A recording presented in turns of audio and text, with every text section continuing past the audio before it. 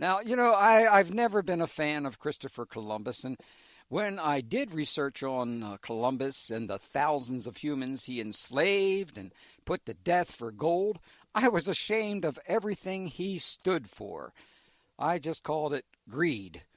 I had many mentors who felt the same, and some who worked for the OSS and CIA who advised me to study the works of Dr. Barry Fell, Dr. Cyrus Gordon, and pay attention to Roland Gillespie, Gloria Farley, and, of course, Gunnar Thompson. Yeah, good old Gunnar Thompson.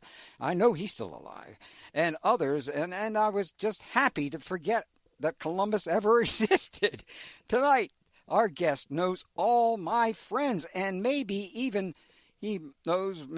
knew Chris Bird and Peter Tompkins, who had a deep interest in those who came to America repeatedly, even though they didn't necessarily get their history right all the time. Well, not too many people do. However, we are going to, one of the things of which I am most proud of on 21st Century Radio is back in our first year of broadcasting in 1988, when no one else was doing this type of program anywhere else in the country, we sought out some of the best scholars and academics on the so-called unexplained and gave them probably the only radio interviews they ever did.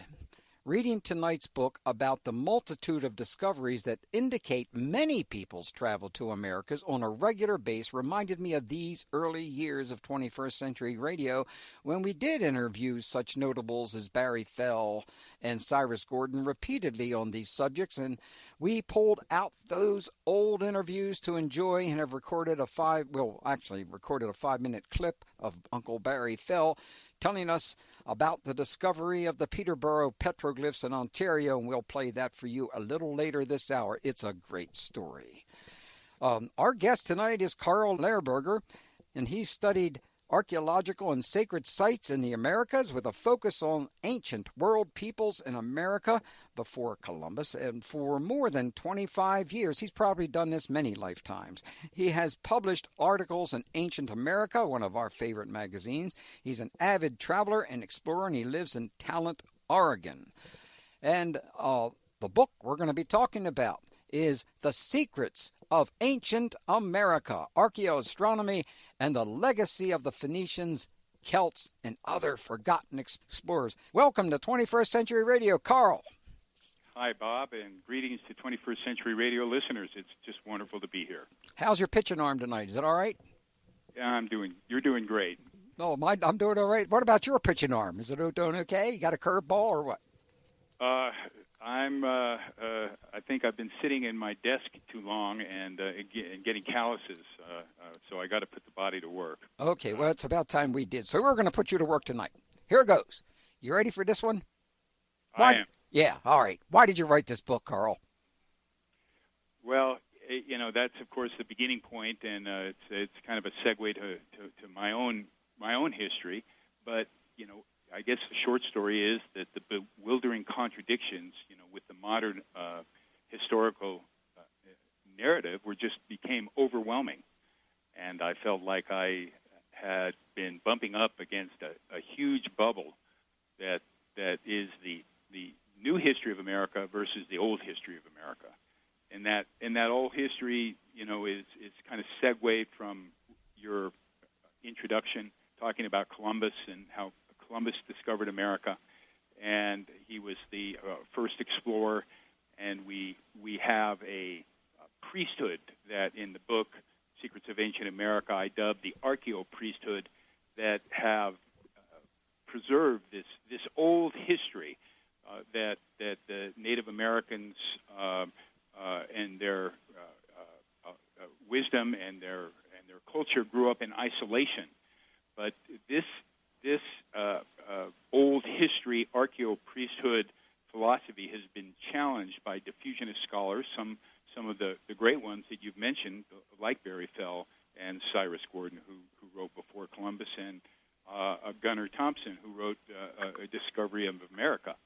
And these diffusionists challenged the archaeo-priest and the old narrative, and it was like I say, bewildering to me that with the evidence in apparent abundance, everyone was still talking about Columbus discovering America, and whenever it was suggested that even before the Vikings, nobody had discovered, only the Native Americans were here. And it was this really bizarre situation as I learned more and more from site work and meeting scholars and some of my mentors and teachers, that my head just became so full that I had to put it on paper. Mm-hmm. And the goal was pretty lofty, that is to change the paradigm, the old history paradigm. And clearly, at least at this stage, 1 year after the book was published, that has not happened, and maybe we'll talk about that a little later. But clearly, that's been the objective and the goal of many scholars and many researchers going back hundreds of years in the United States, trying to bring to life and decode these ancient symbols to provide a accurate history of America, which we don't have.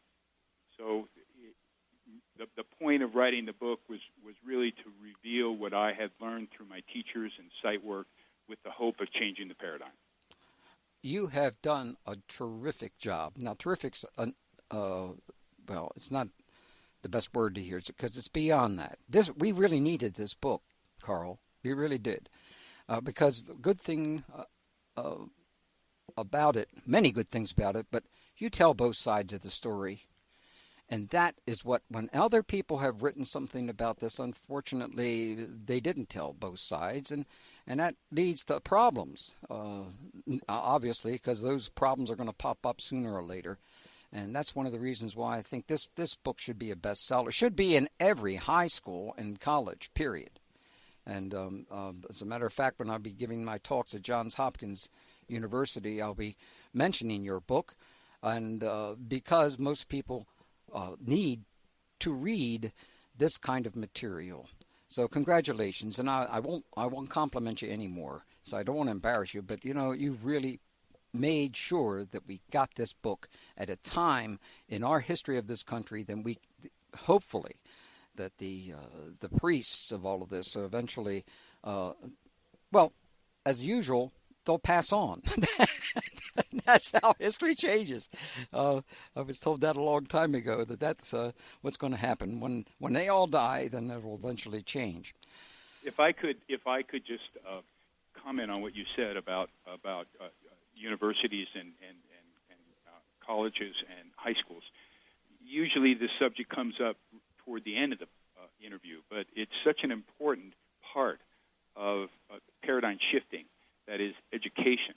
And one of the points that I make in the book is that there are a tremendous amount of gatekeepers that really have prevented much of the new history information, evidence of ancient explorers and cultures, and actually wisdom of these cultures, including the Native American peoples. Mm-hmm. So having to address the issue of how do we change the paradigm, it really involves education.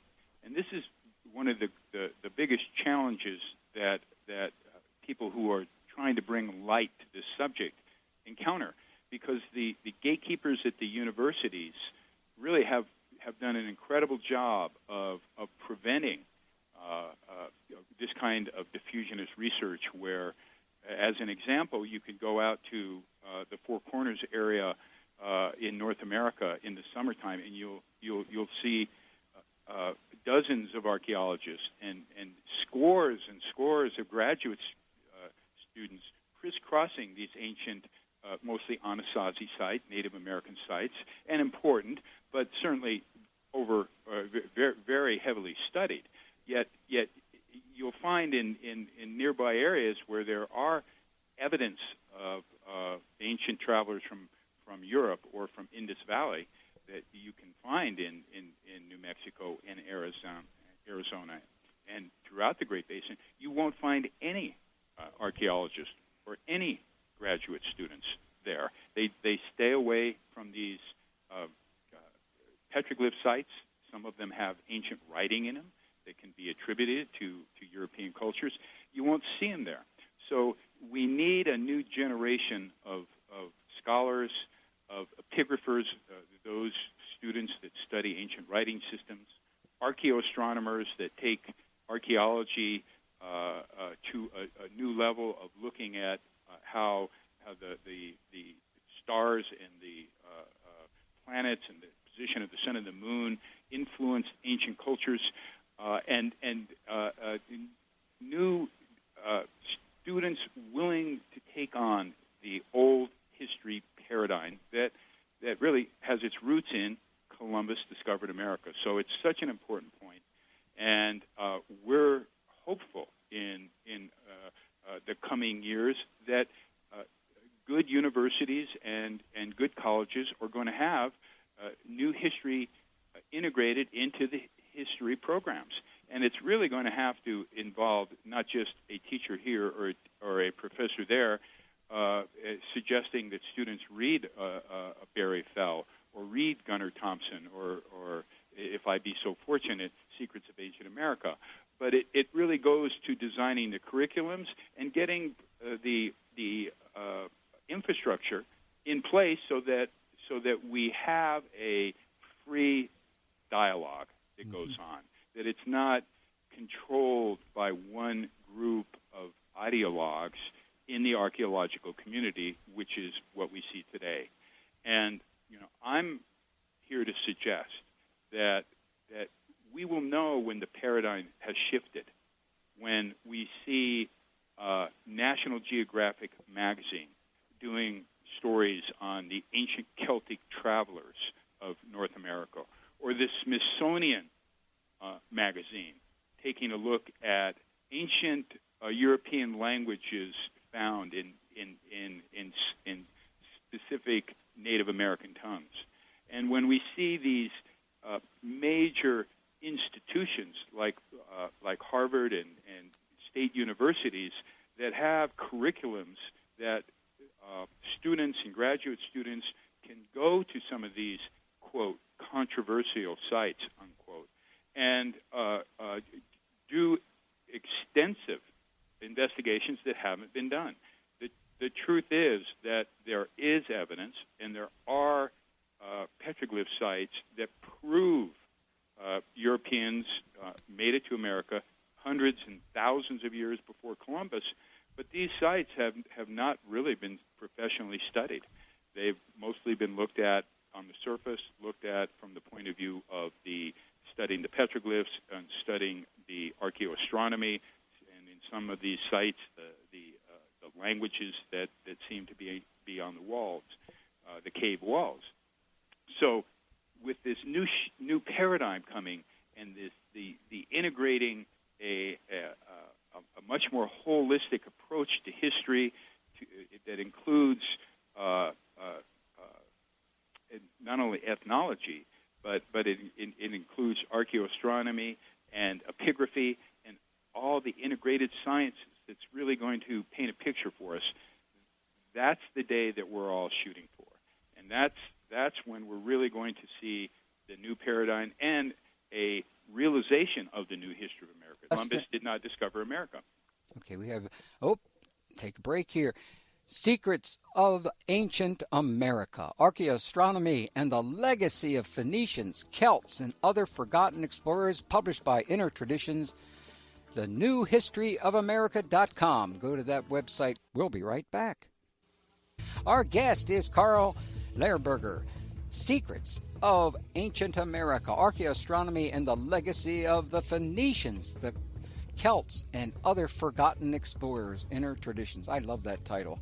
This is an important book. If you don't have this book in your library, I suggest you get at least one of them, because if you only get one, well, no, you better get two. If you get one and you lend it out to someone, you'll never get it back. So rules and regulations of 21st century radio is you should always probably buy two of the good books that we recommend.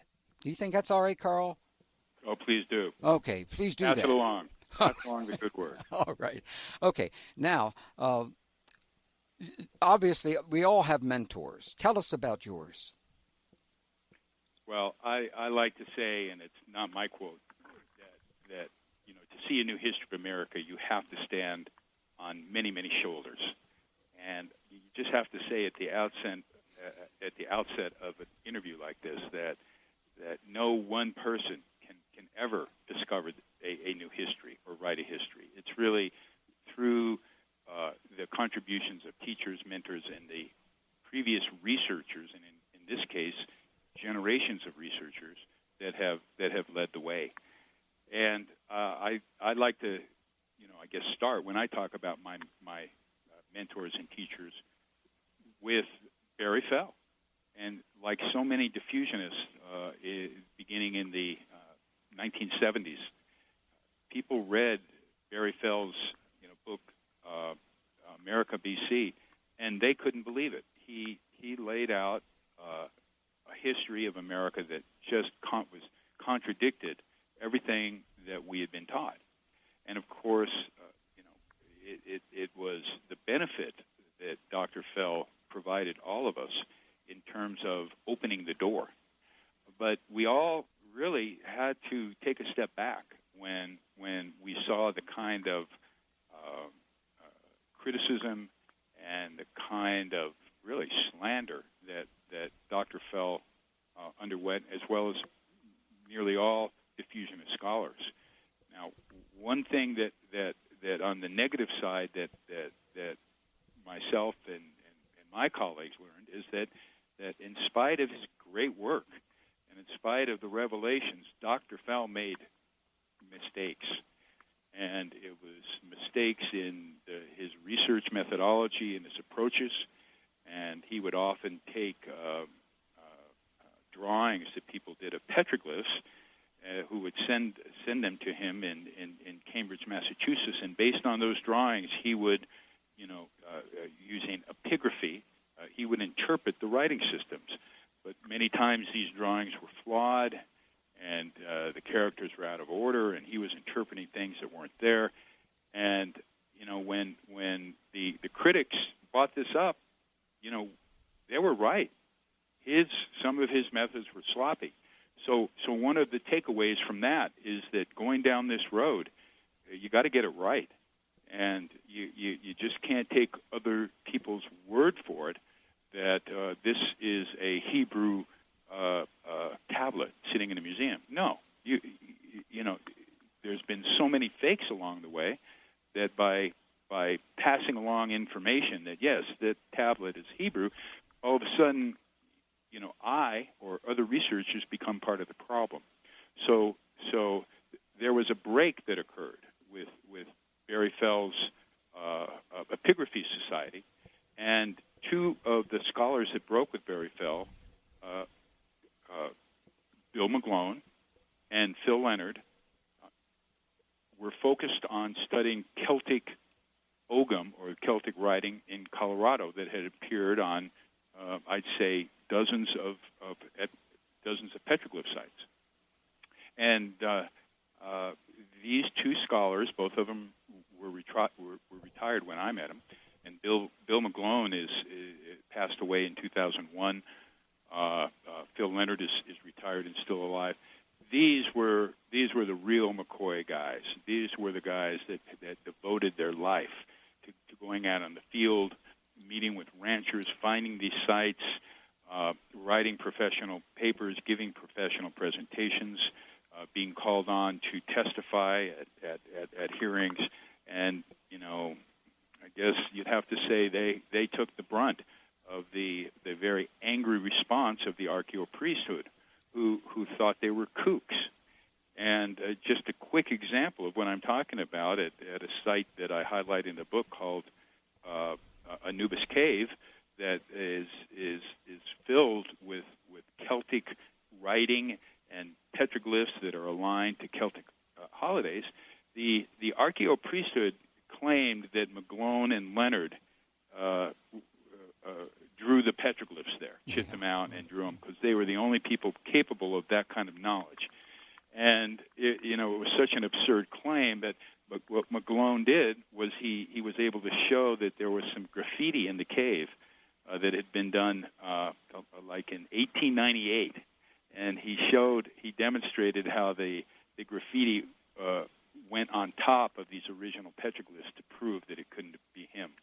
But it's through the field work of people like Bill McGlone and Phil Leonard that took a scientific approach. You got to prove it to me. You can't just say that it's Celtic. You got to prove it, and you've got to be able to have a methodology that can go out to academia to show this is 100% Celtic writing in Colorado.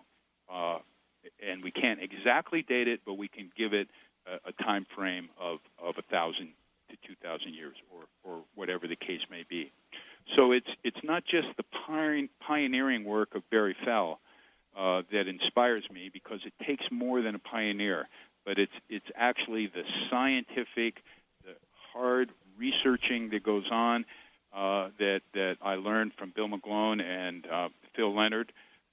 That you have to have if you're going to make the case to academia, if you're going to make the case to the National Geographic Society that this is smoking gun evidence proof. And to deny it is to not deny the scientific method. So that's some of the inspirations that and takeaways from some of my mentors over the decades. Well, I mentioned a little earlier my disdain for Christopher Columbus. Is that a good word, disdain? Yeah, I guess so. I feel more disdain than ever, though. But anyway,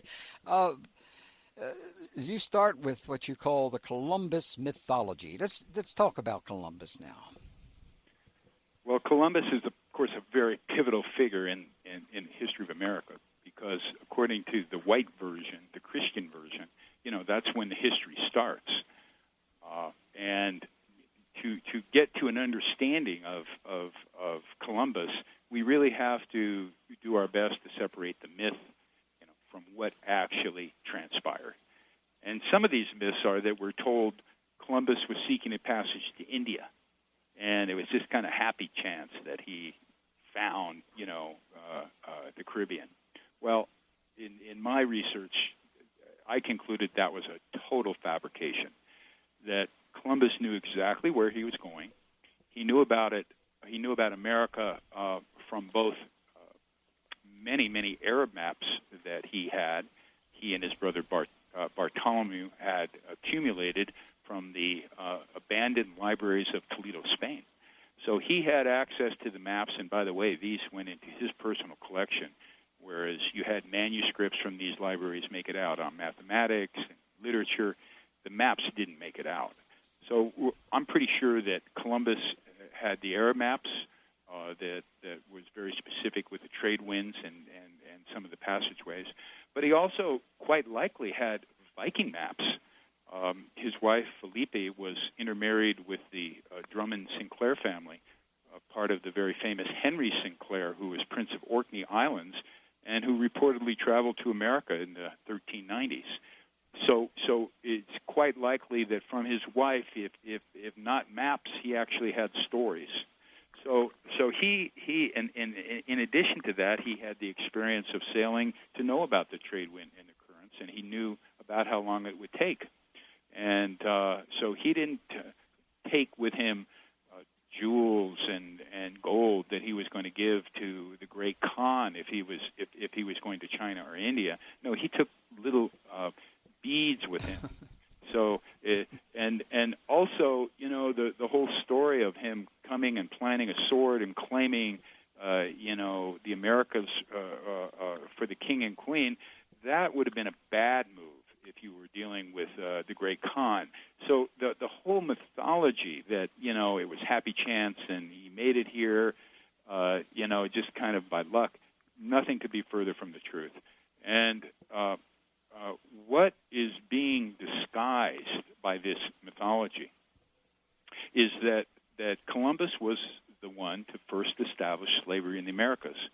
And he instigated the genocide of Native Americans, along with the destruction of their culture and the confiscation of their lands. And this is why we see the mythology of Columbus standing tall. That historians and the good people of the United States don't want to recognize the genocide of the conquest.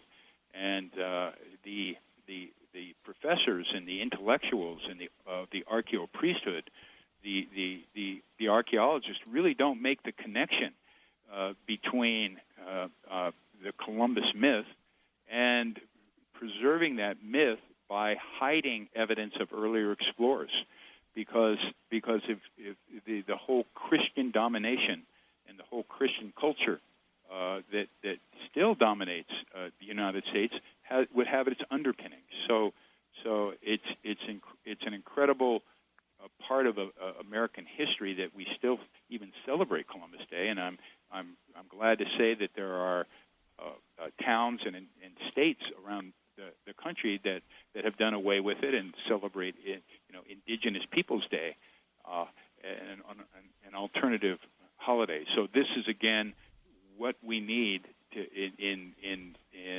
have happen with a new paradigm and a new history of America is to debunk the Columbus myth. Well, I was just so surprised that Samuel Eliot Morison took the views that he did on Columbus, especially knowing that the brutality that Columbus toward the Caribs and others, basically saying it was more than justified.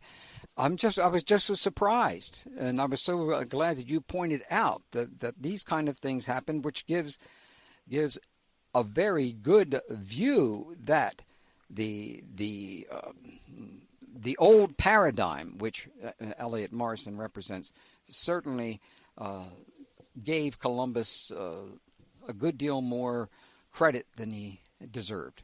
That's my lowly opinion in this particular subject. Well, the conquistadors, and it includes Cortez and Pizarro, and Columbus, came out of a culture in Europe that was really quite corrupt, and they had developed the art of war to such a level with guns and gunpowder and steel and horses that they had the absolute combination to take over the Americas, and they did in a very short matter of time with, of course, germs and diseases. But it was the ruthlessness that came out of the Dark Ages of Europe and the wars with the Muslims, and just the treachery that went in with the church itself that was unleashed on the Americas, and it decimated 90% of the Native American population within 50 years of Columbus arriving.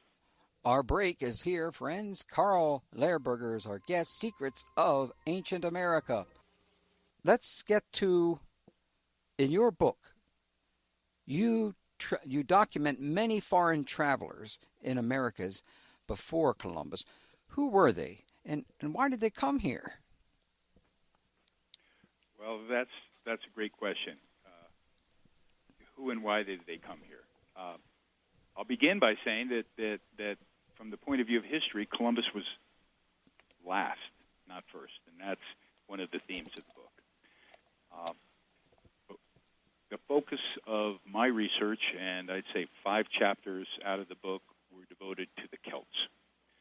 And I focused on the Celts because I found the evidence to be so good that it, to me, was proof that long before Columbus, European travelers had made it here.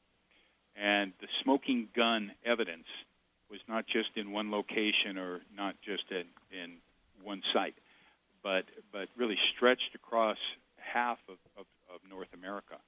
And we can go back and suspect that the earliest Celts made it here thousands of years ago across the Atlantic as copper miners, and along with Phoenicians before them, the very rich sources of copper in the Great Lake regions was a source of commerce for many foreign cultures, including the Hebrews, the Phoenicians, and the Celts. So we suspect that they arrived in the Americas looking for copper and other minerals, and they set up a base. The Celts set up a base in New England, and we could even go so far as to say it should have been named New Ireland, because the Celts really had a stronghold. You can still see some of the architectural works of the Celtic America at a place called Stonehenge, America's Stonehenge, outside of Salem, New Hampshire. And not only did they have their structures there, but they have writing, and throughout New England we see evidence of the monuments and the dwellings of the Celtic peoples, going back at least 2,000 years ago. Following the river systems to the Mississippi, they found their way into Colorado, Oklahoma, and Kansas, where I devote 4 chapters to very specific sites, looking at the petroglyphs they left and the actual Celtic writing that are left in the walls, and not just one word here or 2 words here and a phrase here, but significant writing, most of it addressing the calendrics, the equinoxes, and the gatherings and rituals that take place with these very sacred days of the Celts. So I felt it was important to make the case, the best case that I could, to undermine the Columbus mythology, and certainly the Celts are the smoking gun, in my opinion. However, it wasn't just the Celts. We find evidence that the Romans made it to the Americas, and not just North America, Central America, but also South America. And Romans shipped off Central and South America ruins of them in the harbors and off the coast have been found that with large vases with their commerce inside. So we have evidence that the Romans were there. We also have coins, and in the case of a community called Calais in Arizona, outside of Tucson, that has been, they never discovered the community Calais, but they found the artifacts from it, a Roman colony around the time of 600 AD, and we have writing and artifacts from a Roman culture that made it into Arizona. There's been many researchers that have looked at the Chinese and Asian influences in the Americas. I highlight Thompson's work on that he looks at the various symbols of the Mayans and Asian symbols, and clearly determines that many of the Mayan symbols came from Asia and China, and he just makes a very compelling case in American discovery. And for that, Gunnar Thompson was really put through the ringer in terms of being denied publishing his works. He was never given tenure, even though he's a PhD, and he's really one of the foremost diffusionist scholars that is still alive. And he has documented, along with other people, the Chinese. We most recently have a new book by John Ruskamp called Asiatic Echoes that also talks about Chinese influences in America. We see Mediterranean and North African people, including the Phoenicians, and we know they were here because they left their writing in stone. One of the examples cited in Secrets of Ancient America and well known is the Bourne stone from Massachusetts that can still be seen in a museum with Phoenician writing on it. We also have Middle Eastern evidence from Middle Eastern cultures from Ecuador in the Crespi Collection. A collector and priest named Carlo Crespi was able to acquire from the natives an amazing amount of artifacts, some of which were indicative of foreign travelers, including the Sumerians. And these were gold tablets, and we only have photographs of them. But we really can suggest that based on the written historical record in these photographs that the gold tablets were real. I spent a couple chapters in the book talking about Indus Valley and Indo-Turkey visitors from the Armenian highlands and greater Indus Valley cultures that I suggest resulted in a diffusion of some of these Indus Valley cultures into the Great Basin. And one particular site that I note in the book called Mojave North, I don't give the location, indicates that some of the most profound, really esoteric wisdom from the Indus Valley cultures are preserved in the Great Basin in eastern California. Oh my! So yes, right. these sites go back very, very far, 3,000 or 4,000 years, and the evidence is almost impossible to see except with great light conditions. So what is clear from the evidence, and it's not just evidence that we can't say is 100% sure, such as the artifacts that can be moved or can be faked, but the 100% evidence that in the writing and the petroglyphs of these travelers, as well as some of the artifacts, that Columbus was the last of a long tradition of explorers in the Americas, going back many thousands of years, including Romans, Hebrews, Phoenicians, and Asiatic people. Let's take a look a little bit closer at you mentioned Hebrews just a second ago. There have been claims of Hebrews in America, and I want to ask you what you found, but one of the things that really surprised me some 30-some years ago was the Bat Creek, Tennessee piece. But tell us, what did you find about the Hebrews coming to America? Well, I found the evidence scant, but significant, and it goes beyond the number of Hebrew coins found in the Carolinas.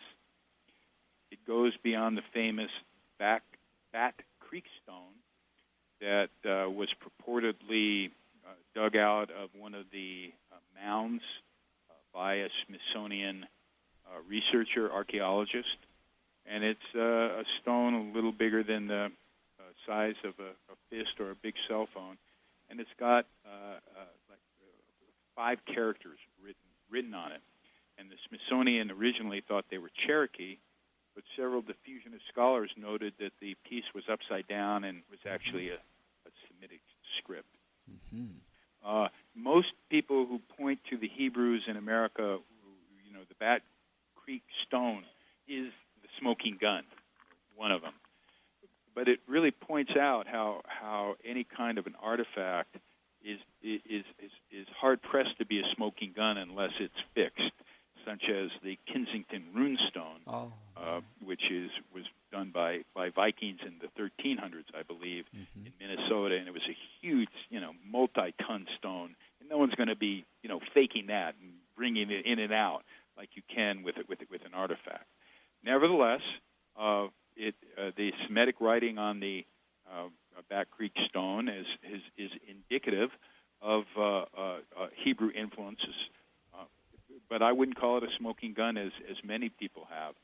I did find some what I thought were smoking guns with the Los Lunas petroglyph site in New Mexico, where they have, at this particular site, the 10 Commandments in pre-block Hebrew written on a monumental stone.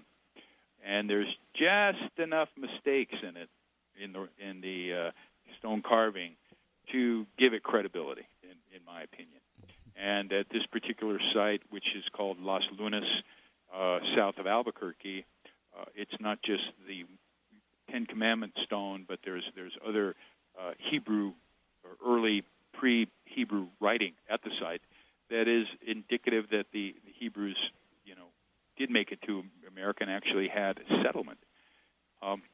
South of there, in a site that I have already mentioned in this interview, Calais, near Tucson, Arizona, and a little later than the Los Lunas site, a Roman colony made up of Hebrews had a 300-year history that was recorded in artifacts and lead crosses. And it's such a phenomenal story, the story of Collelis, because while most of the writing on these pretty large and heavy metal crosses made out of lead are in Latin, you also find drawings on the artifacts with Hebrew inscriptions and Hebrew numbering, so that we think that Collelis was actually a colony by dissident Hebrews from the Roman Empire, and made it to Arizona, and had, I don't want to say thriving, but a ongoing colony that fought with the local natives from 600 A.D. to right around 900 A.D. when the sage who was recording this, O.G., writes that they are about to be overtaken by the Indians, and that he hopes that his account of the colony of Collelis was true and will survive. So we find not only the later day post-Christian Hebrew influences, but it's likely that the earliest Hebrews also made it to America, along with those Phoenicians and Phoenician routes. But the older we go back in time, the harder it is to reconstruct, and that's why rock art and petroglyphs really are some of the best evidence we have.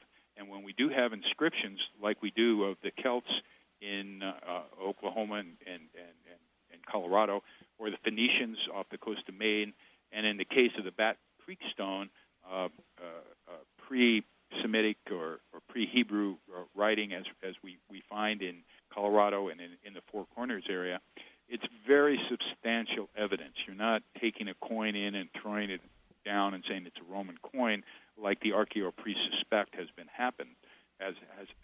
You have these fixed monumental artifacts, and this is really one of the big complaints of diffusionist scholars, that it's claimed there aren't any artifacts. But the truth is there are a significant body of artifacts proving that old world cultures from both the Atlantic and the trans-Pacific cultures made it to the Americas. So we have some of those Hebrew artifacts, and we also have monumental writing of the Hebrews in Arizona.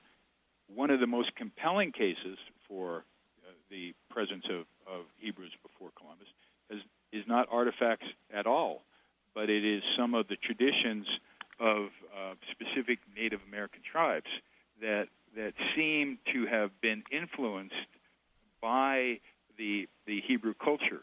And there's a native tribe called the Yachis, for example, that celebrates the Hebrew holiday Sukkot, and it's where they build a structure. It's a harvest festival, and it lasts for 8 days, and it's very specific to the holiday of Sukkot. But the Yachis celebrate this almost identically, and you also have other ritualistic artifacts that have been preserved by some of these Native American cultures. And with that, we need to take our final break of the hour, and we will return with our guest Carl Lehrburger, Secrets of Ancient America, Archaeoastronomy, and the Legacy of Phoenicians, Celts, and Other Forgotten Explorers.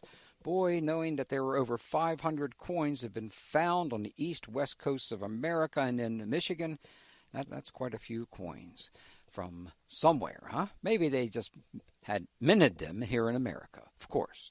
We'll be back with our guest in just a few minutes.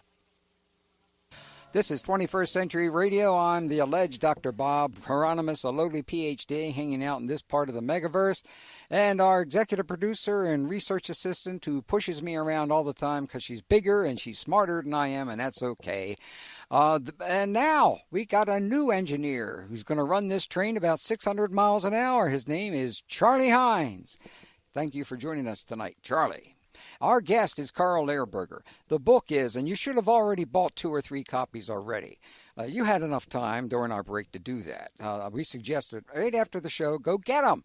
Secrets of Ancient America, Archaeoastronomy, and the Legacy of the Phoenicians, Celts, and Other Forgotten Explorers by Inner Traditions. And you can go to his website, newhistoryofamerica.com, and Carl's other very interesting clean energy business ventures at purevisiontechnology.com and www.purehemptech.com. Thanks for joining us there, Carl. Great to be here, and I'm looking forward to the second hour. All right. Well, we're going to pin your ears back on this one. We got some tough questions for you that I hope you can answer for us.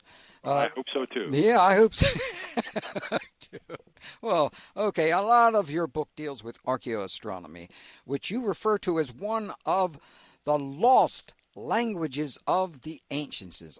I love that term, those words, lost languages, because there seems to be a lot of them.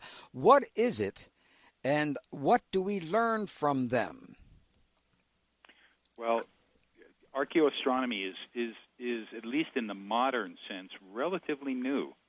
And you can think of archaeoastronomy as how ancient astronomical practices affected their culture, the astronomy, the archaeology, the cosmology.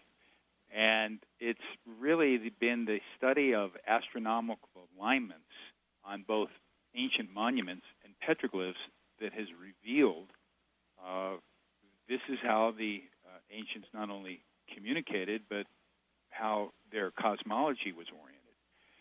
The most famous archaeoastronomy monuments are, found throughout Europe.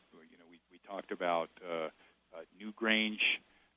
We talked about Stonehenge, and in Central America, the Mayan temples that are oriented toward the planets, and in the case of Chichen Itza, a very famous Mayan site in Mexico, thousands of visitors flock to Chichen Itza to see that when the sun rises and the sun sets, it creates an animation on the edges of the Great Pyramid of Chikan, of Kukulkan, the serpent.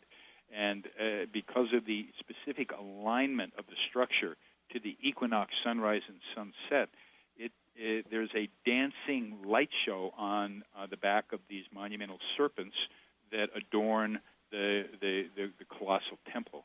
And that's the archaeoastronomy, the intentional creation of a light show or a message that occurs on a very specific day. What we have here in North America, while we do have some monumental alignments, most of the archaeoastronomy is petroglyphic. That is micro, not macro. And this has been one of the, I guess, big oversights of early archaeologists, is that when they went to a so-called archaeology site, they'd be digging and looking down and looking for artifacts, but they wouldn't be looking up. And an archaeoastronomer looks up to see what the shadows cast by the sun are going to do on those petroglyphs on a very specific day. So if you're familiar with the language of the ancients, that they created messages and they created art to be read or to be understood or to be celebrated at very specific days of the year, we then know to look for those. Now, those specific days are the 2 equinoxes, the 2 solstices, and what is known as cross-quarter days. Those are the periods between the equinox and the solstice. Right now, we're February 7th, which was approximately the date that the ancient Celtic peoples celebrated the holiday to the goddess Bridget, known as Imbolc. And today, in today's pagan festivals, it's usually celebrated February 1st or 2nd. But the holiday is a fixed point between the equinox and the solstices. Really occurs right around now, February 7th. And if you were to go to a Celtic site like we have in Oklahoma, several of them, and in Colorado, one can find specific archaeoastronomy events that are calibrated to Imbolc, or to this particular day, where you have an alignment between a mountain, a sun, and a shadow, or an alignment between a petroglyph and a shadow coming in. It's amazing to see, but you have to be there at the right place, at the right time, and you have to know what to look for. And I should say, you have to have a clear sky to see the alignment. How many times we make it to see an alignment at sunrise and travel hours to get there in the dark, only to have a cloudy sunrise and not being able to see it. Yeah. But the point is that not just ancient travelers to America, but most profoundly and specifically Native Americans and ancestors to the Native Americans used archaeoastronomy as a tool to teach, as a calendrical system, as an artistic system, and we can learn so much from these cultures by tapping in to the language of archaeoastronomy. And we find this language probably as clear as with any culture, with the Celtic peoples that made it to Colorado, Oklahoma, and to a lesser extent Kansas, where they inscribed in caves in a writing system known as Ogham, using a Celtic language, the celebrations of the equinox, the celebrations of the god Baal, the celebrations to the sun god, celebrations to Mithras. And we see these inscribed, and through an archaeoastronomy event, my mentor Bill McGlone called it a silent opera that takes place as the sun rises or sets, casting shadows that travel across petroglyphs that really tell an incredible story. These petroglyphs come alive. For example, a sun god, as the sun goes down, seeing the shadow completely engulf the sun god, as the figure right next to him, a dog god or a jackal god, which at this specific site is referred to as an Anubis, is enlightened. And the sun is on the Anubis, but the sun god is in shadow. Well, this may seem like what's the big deal with that? But this is a huge story in terms of understanding the cosmologies of the ancients, that on this sacred day of equinox, we see the sun god going into shadow. And it's the Lord of the night that's taking over and carrying the day. We have now passed into wintertime, and we can look at it from the point of view of the seasons, or we can look at it from the point of view of the travel of the soul. There's many dimensions to the cosmologies of the ancients, and all of these archaeoastronomy petroglyphs and animations that take place occur with a background of the cosmology of the ancients and the star patterns in the constellations. So everything is very specific. So to see a sun god be in shadow, he's in the constellation of Perseus, which is very appropriate for the sun god. So these were integrated cosmologies that the ancient artisans and you'd have to say enlightened masters were able to codify in rocks in Kansas, Colorado, and Oklahoma 2,000 years ago to give us a glimpse of their cosmology, of their gods, of their goddesses. And at the Anubis Caves in Oklahoma, which there's a chapter devoted to in the book, Secrets of Ancient America, it's not just the sun god, and it's not just invocations to Grian and to Baal. These are names of the sun god. But we also have Celtic goddesses that are inscribed, and we see a very clear image of a Sheila Nagig, a very famous mother goddess from the Celts. So it's a archaeoastronomy. Without it, we're left with just looking at Stonehenge as a monument, not understanding that it's a calendrical system based on sacred days of the year. And so it is with many of the sites left by the Celts. So it is with many of the Native American and ancestors to the Native American sites. And along with epigraphy, which is a study of ancient writing systems, archaeoastronomy is one of our newest and best tool to interpret the cosmology of the ancient peoples of the Americas. Well, I always had, and I don't know if good old Gerald Hawkins is still alive. Is he? Is he still alive, Gerald Hawkins? Don't know. Okay, well, I remember one Saturday afternoon sitting down watching PBS, public television, and the joy of my life was seeing Brother Gerald there, and they were going to run a test on the heel stone. You know, that they actually did this live and then showed later on television, was phenomenal.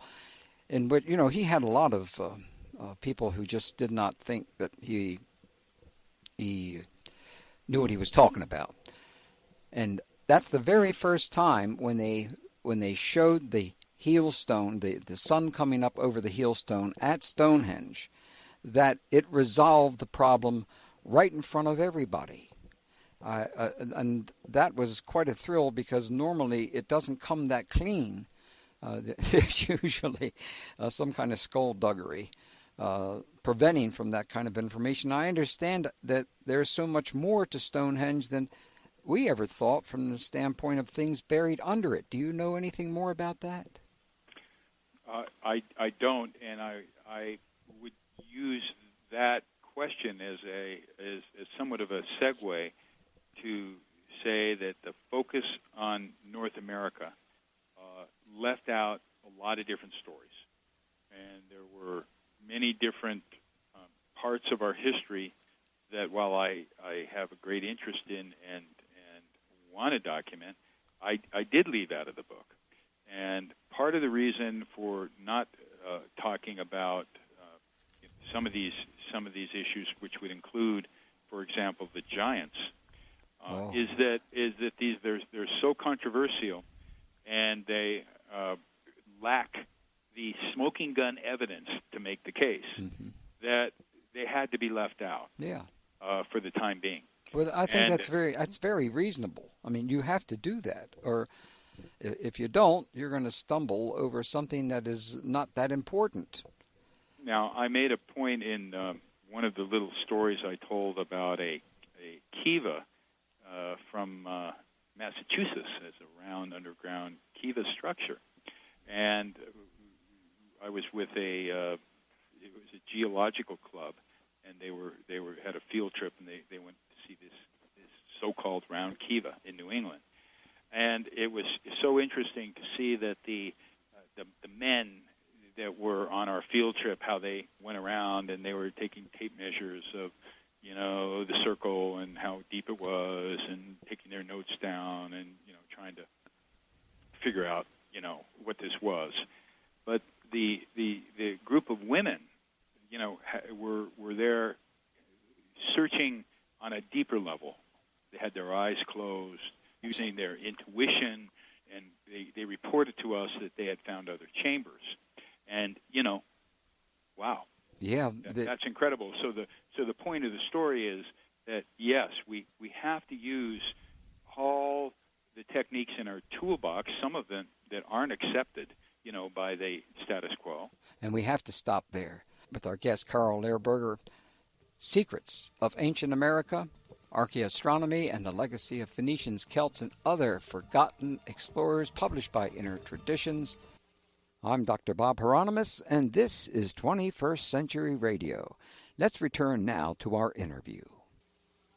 And now we are going to take 5 minutes to listen to Barry Fell, the Chairman Emeritus of the American Epigraphic Society and author of Bronze Age America, and a lot more, tell us how he discovered evidence for a Welsh colony in Canada long before Columbus. Take it away. What is the evidence that a Scandinavian king visited America? I know this is going to take a little time to unravel, but we got plenty of time to do it in, because this is very important how you uncovered this information. The primary evidence, Bob, lies in a site in Ontario, Canada, where there are hundreds of rock-cut inscriptions, pictures, and writing spread over a considerable area, engraved in rock, which for the most part is lying flat. These flat strata were, until recently, covered by earth, and nobody knew about them. But a few decades ago, some surveyors and geologists were operating in the area of Peterborough, Ontario, and casually came across some of the inscriptions which had been accidentally exposed by digging or some operation. And that way the local archaeologists were alerted to the presence of these strange inscriptions, and in due course they were all uncovered and placed under preservation by the provincial government. That was a wise move. Of Ontario. And they are now preserved by the government, and they're under the protection of an awning that's been built over them to prevent the weather from doing any destruction to them, but people can visit them and see them.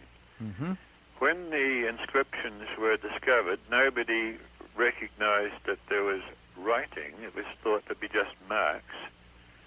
And the pictures, of course, could be recognized. Among the more puzzling pictures were carvings of what looked like very obvious representations of ancient European ships, including one ship with a mast on which was an image of the sun, corresponding to the sun ship motif that is found in ancient European and North African carvings dating from the Bronze Age, and other representations of what appeared to be gods and human beings performing various strange things, a wolf biting off the arm of one person, and these were duly described as the work of ancient Indians of North America, and that was that.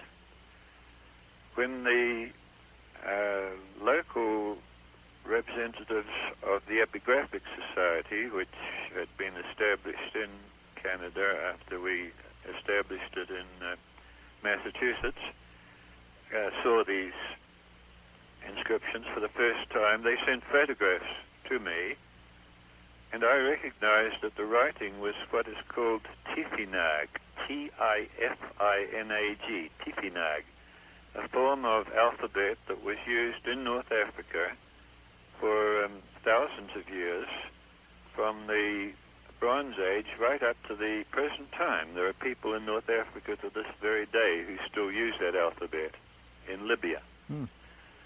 And I applied, we know the sound values of these letters, so it was easy to find out what the words were that were written there. And to my astonishment, they were nothing to do with any North African language or any language in any way related to the part of the world where Tifinag is used today. Instead, they were words not very much unlike Old English words. Now, I speak Danish and Norwegian, and it quickly became obvious to me that it was a form of Scandinavian, an old form of Scandinavian language that was written in the script.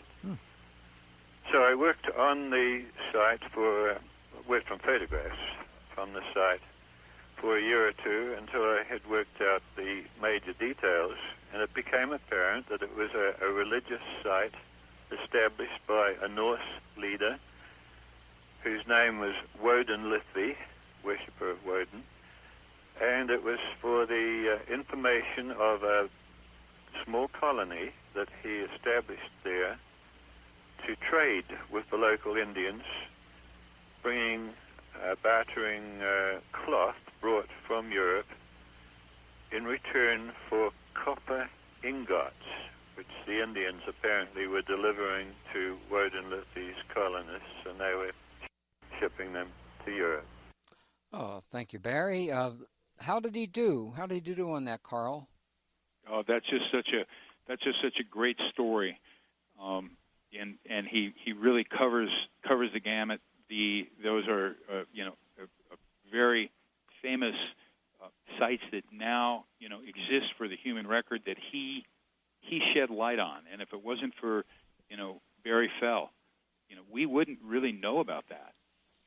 And when one considers the incredible intellectual dishonesty that his critics shelled out at Barry Fell to make him, sound like an idiot, when he made so many discoveries, including the Ontario discovery, and the listeners should know that he used his epigraphic knowledge to interpret the writings, and he did such a great job that he was able to, as he said there at the end of his talk a little about the history of and the name of the leader and dates, and really nail it down.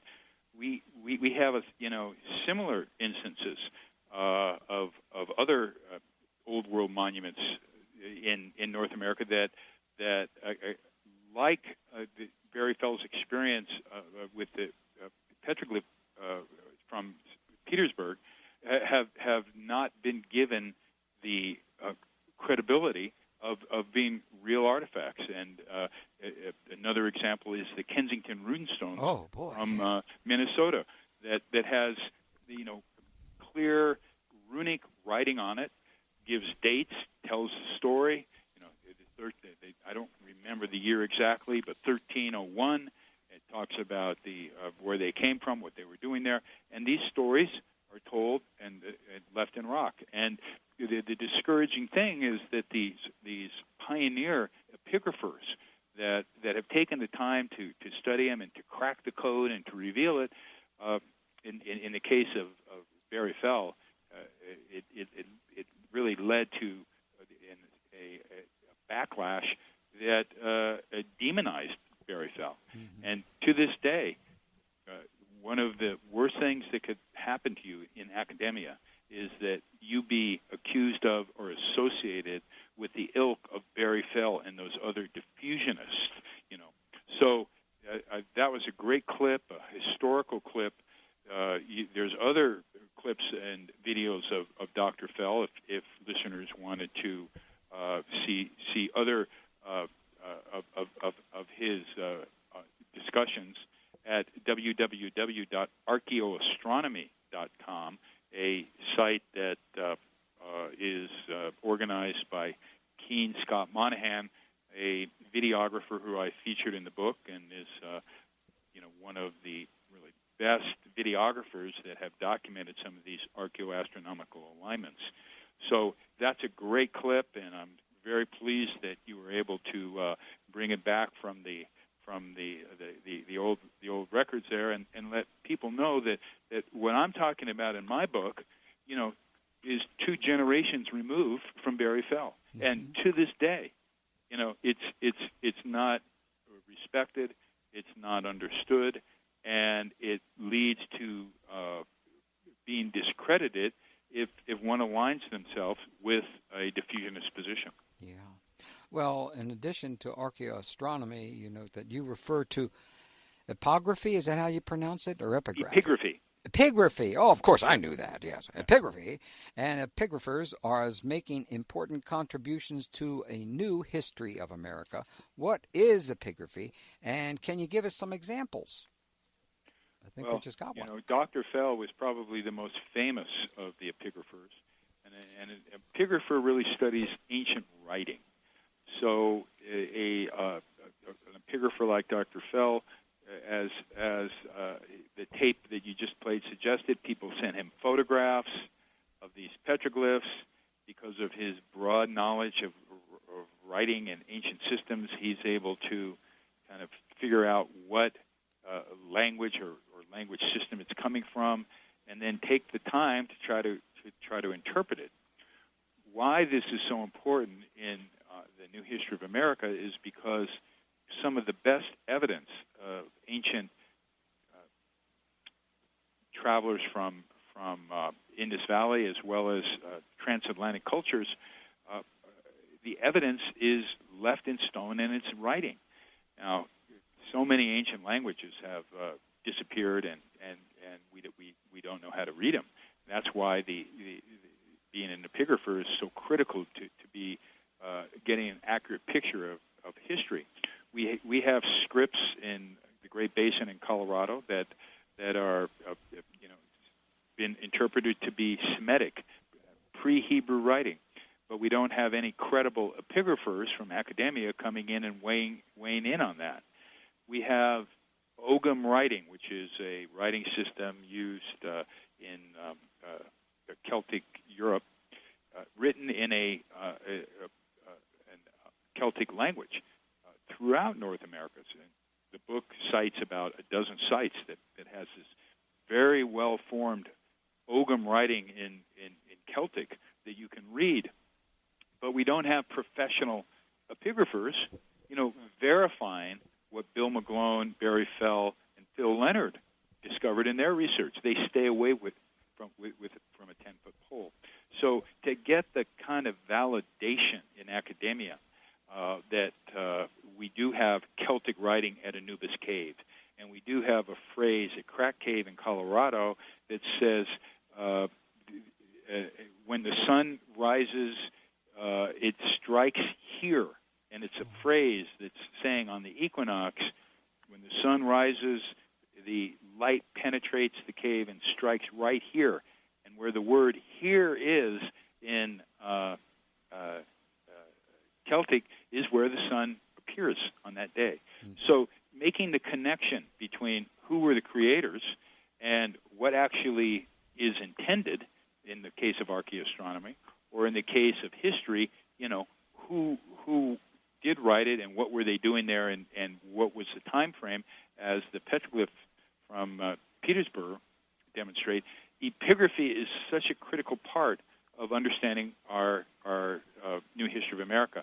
Now, I would like to make one point, and that is that of the perhaps millions of petroglyphs in North America, and there are more petroglyphs in the Great Basin probably than anywhere else in the world.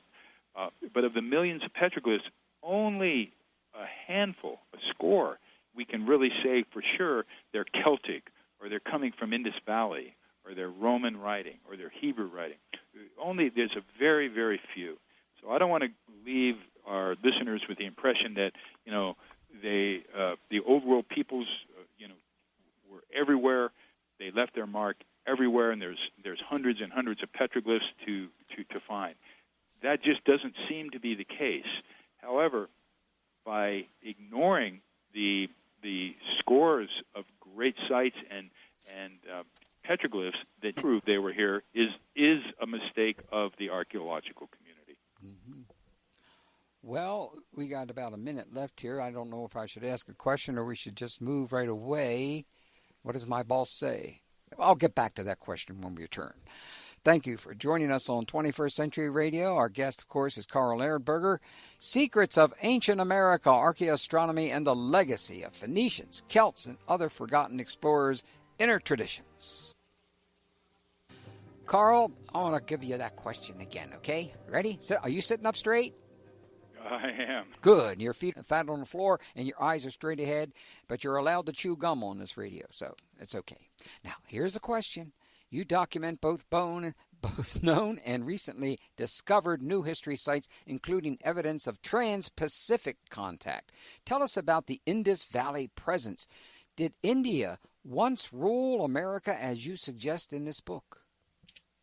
Well, I'm really pleased that we had the time to discuss this, because the new history of America is so meaty that to get into any particular site or any particular culture, really takes some time. So I'm pleased that you're asking me about the trans-Pacific cultures that may have made it to America.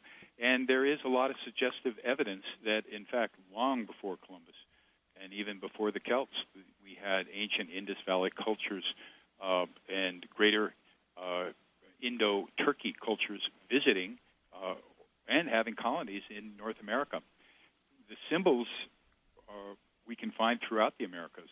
Gunnar Thompson, who has written many books, including American Discovery, documented specific exacting serpent motifs, turtle motifs, trumpet shells, that the way they're drawn over here in the Americas is exactly like they were drawn and created in Asia.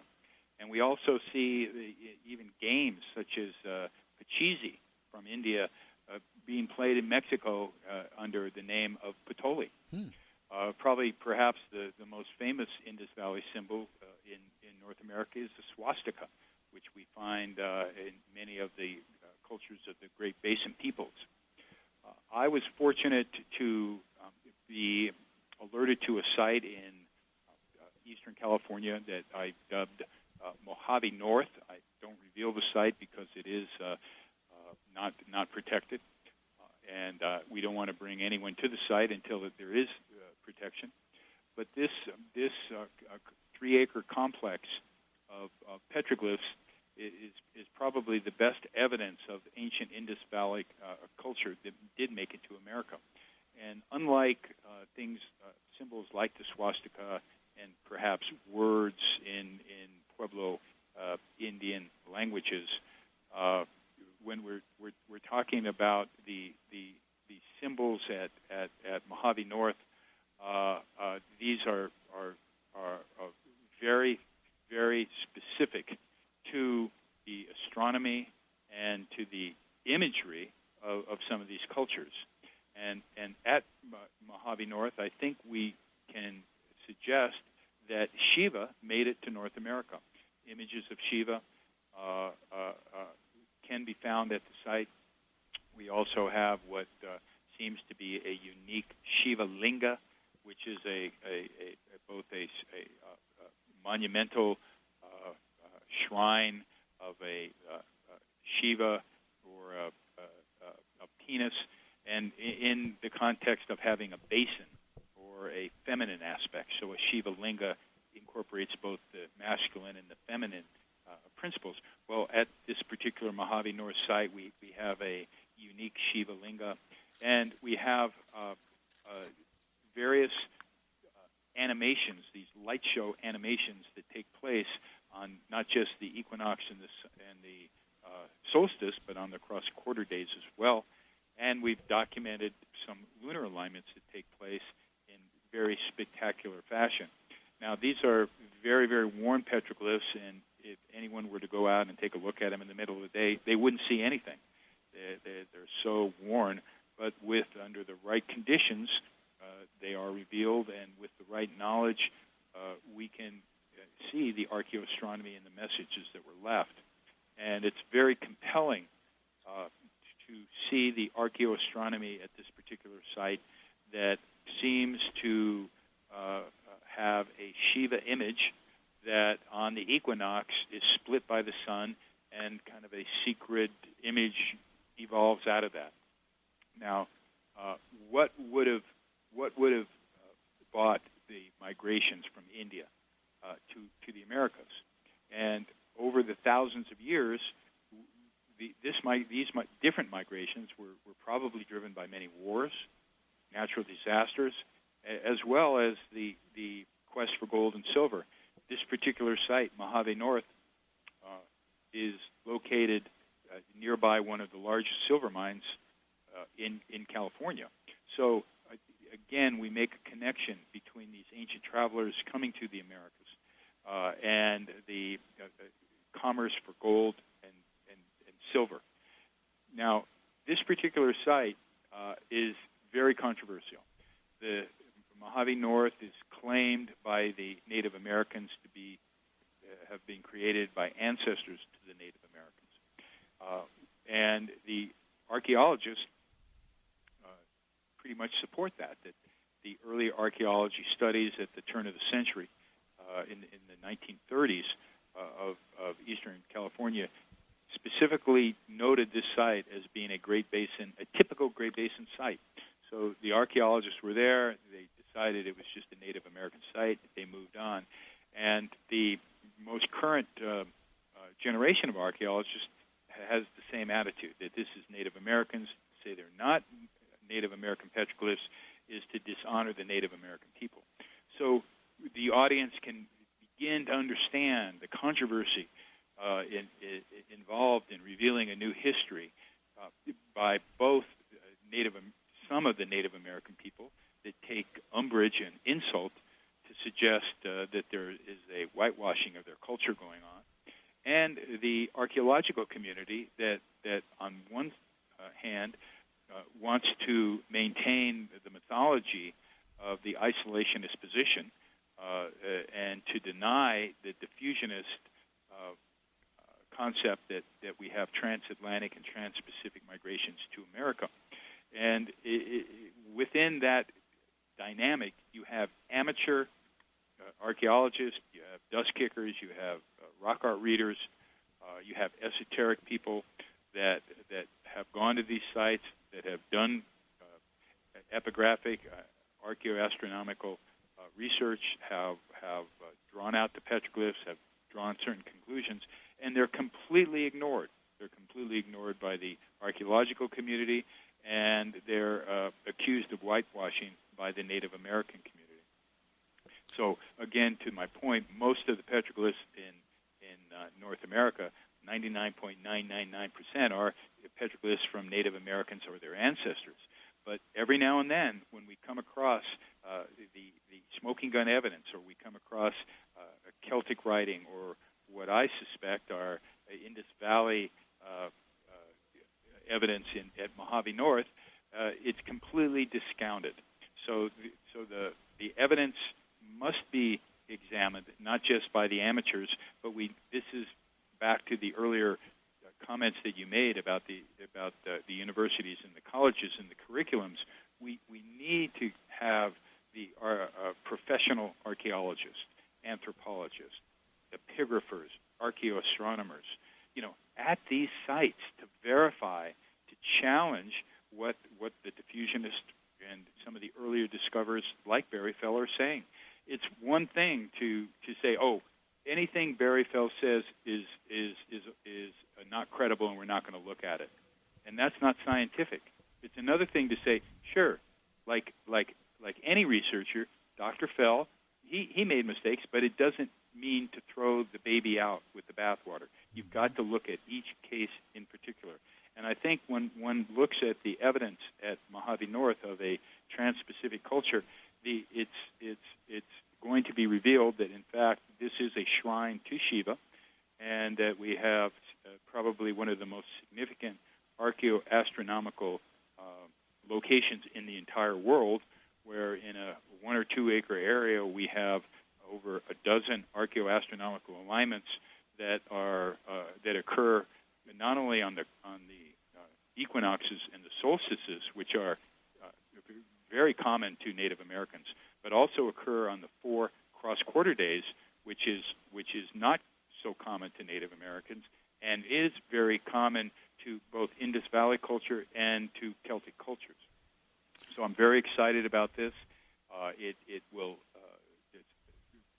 study of this particular site, Mojave North, will reinforce much of the other evidence of trans-Pacific travelers that we have in the Great Basin, including even words like Kiva, and the Kiva itself coming from Afghanistan in a town called Kiva. So there's a lot of evidence that these natural disasters and quest for gold and silver drove these migrations, but because it took place so long ago, the evidence is scant, and because the archaeo priesthood, not willing to investigate legitimate claims, it remains an enigma and a mystery to date. I'll conclude this by saying that I did, on one of my travels, meet a member of the Zuni Indian tribe. And we discussed one of the books that I mentioned in my book, the Zuni Enigma, which makes the claim that the Zuni people had their origins in a culture from India. Well, the Native American, and rightfully so, became very upset. And again, it's this whitewashing concern on the part of the Native Americans. And I must say that it's really the Native Americans that have been instrumental in preserving so many of the petroglyphs and so many of the sacred sites in North America. And this is really one of the most inspirational roles of the Native American people in the new history is preserving the history. So this is such an important facet of the new history of America.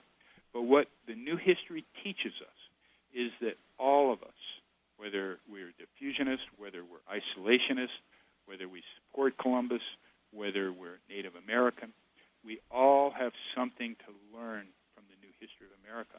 And that's why at the end of the book, I really call for breaking down the barriers in academia, and that will provide investigations of these incredible sacred sites, of these artifacts, of the petroglyphs, both Native American and non-Native American, and be open to a new history of America. Unlike most of us think, the history occurred as we were taught in our schools. Well, unfortunately, we do have to wrap it up right now. This 2 hours just went so rapid.